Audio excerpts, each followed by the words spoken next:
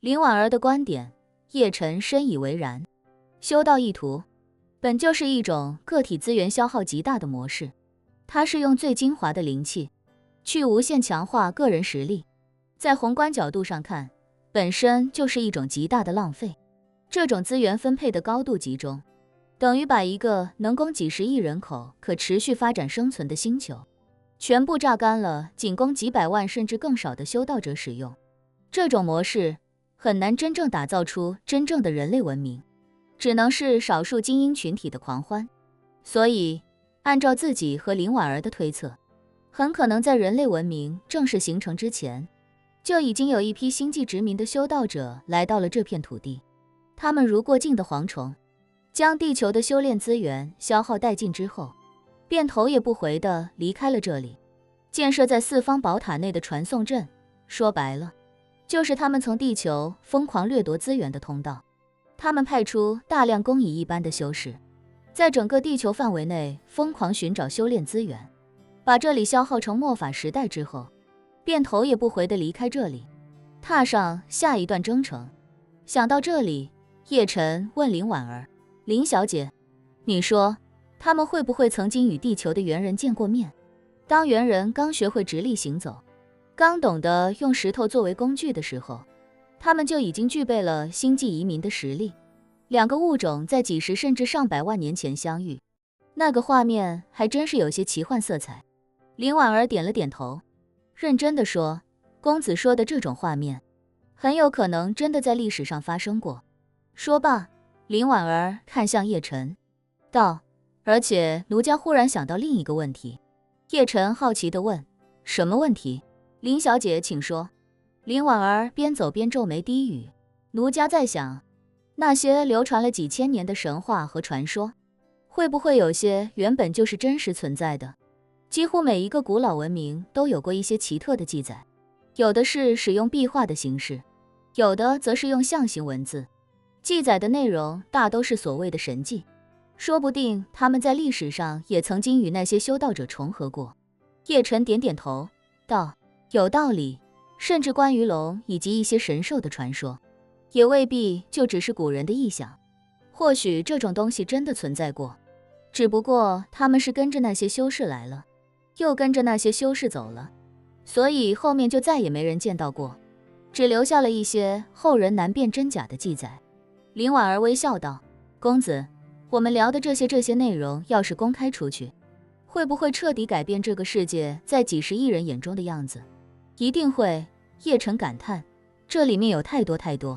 超出人类理解范畴的东西，谁能想到人类眼中引以为傲，甚至堪称宇宙奇迹的地球，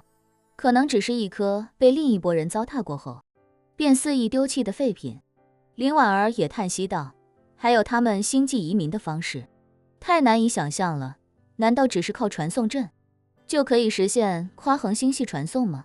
就算他们从最近的比邻星系过来，那也要4光年。如果真是靠传送阵一眨眼的功夫就到了，那真是完完全全颠覆了整个人类对宇宙的认知。”叶晨苦笑道：“颠覆认知或许只是其次，最重要的是会很多人陷入惊恐。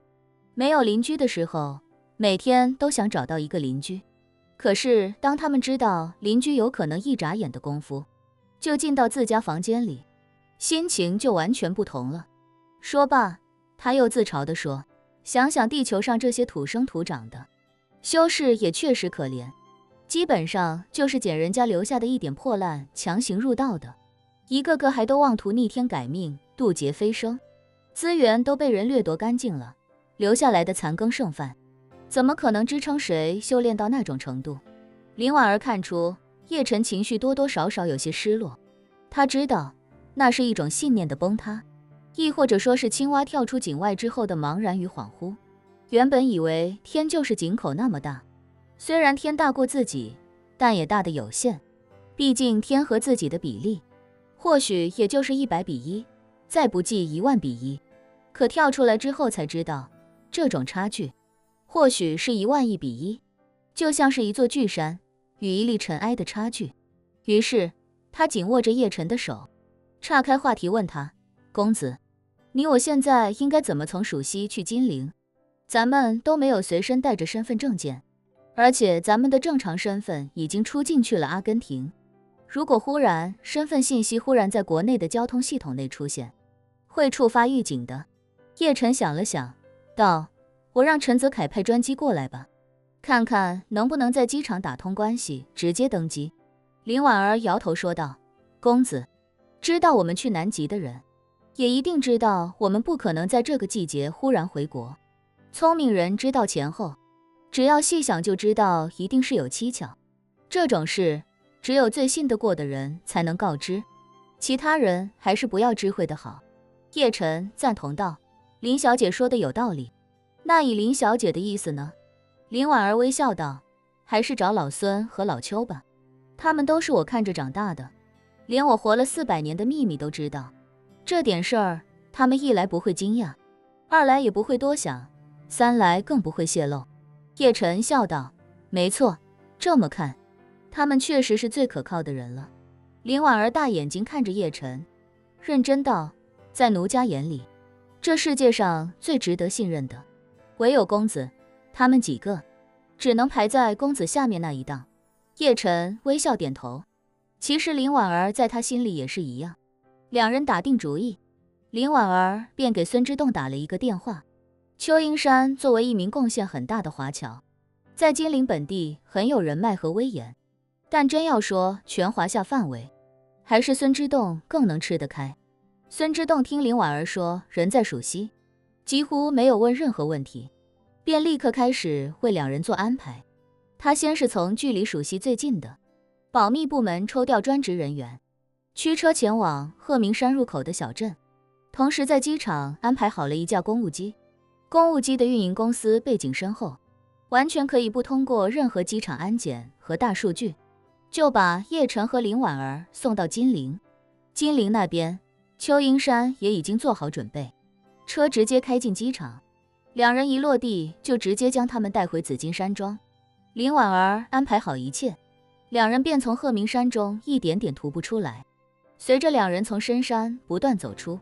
沿途也遇到了一些徒步穿越的驴友。在出山之后，两人来到山脚下的一个小镇。他们抵达小镇的时候，两辆挂着特殊拍照的绿色越野车已经在此等候。他们不知道叶晨和林婉儿的身份，只知道有2位特殊顾客，需要他们一路护送至机场停机坪，而且这些保密人员都经受过很好的训练。将两人请上车后，一路上没有多问一句话，多说一个字，直接将两人送到机场。傍晚时分，一架外表看起来平平无奇的老款湾流 G500从蜀都机场起飞，一路向东前往金陵。